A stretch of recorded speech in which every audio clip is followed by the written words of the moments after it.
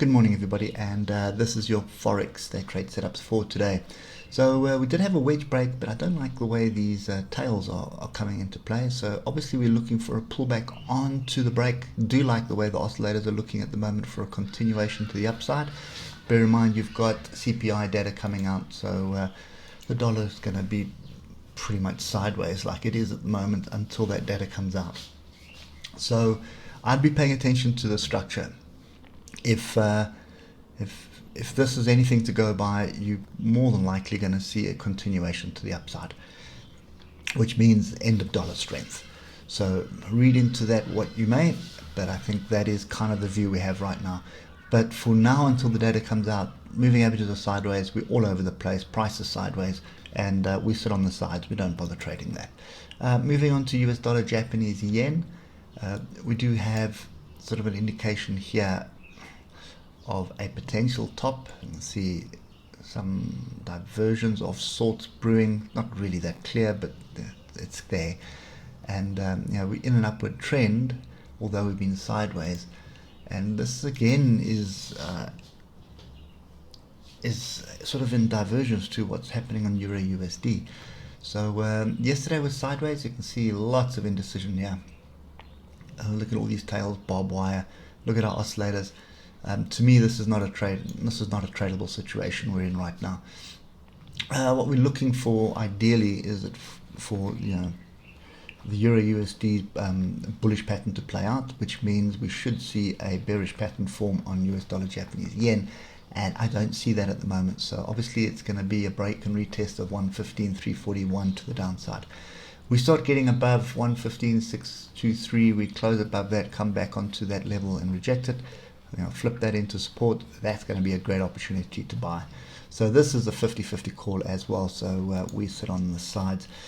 British pound, Japanese yen, been in this sort of with a wedge, broke to the upside, broke to the downside, and now we're back up to the upside. I think it's safe to say that that wedge is no longer a situation we need to pay attention to. What we do have to pay attention to is whether this is a move higher, okay, continuation higher, or are we looking at some kind of a top? Now,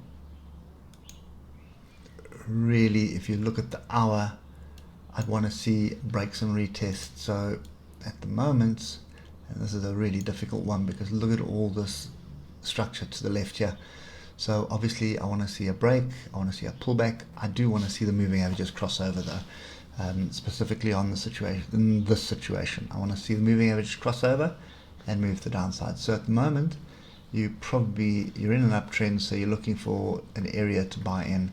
This could be a head and shoulders. There's a shoulder, there's a head, there's a shoulder. So a break and retest, and I'd go on the low of yesterday. Break, retest, then possibly you're looking for a move down to 155.794, but then it's still in an uptrend. So if we come back and form another lower high, then there's definitely merit to say that we are sort of turning and moving to the downside. So right now, not really wanting to short this, but also not wanting to go long, just based on what I'm seeing on the oscillators here on the 8 hour. There's a slight divergence here as well. So drop below the low of the week, that validates a double top. And then this may actually be a wedge of sort that's going to play out, or a channel break of some sort that's going to play out, and that would give us a stronger move to the downside. So got to wait for that structure. So that's also a sit on hands. Lastly, Euro British pound came back onto the level we're looking for, which is 0.84178.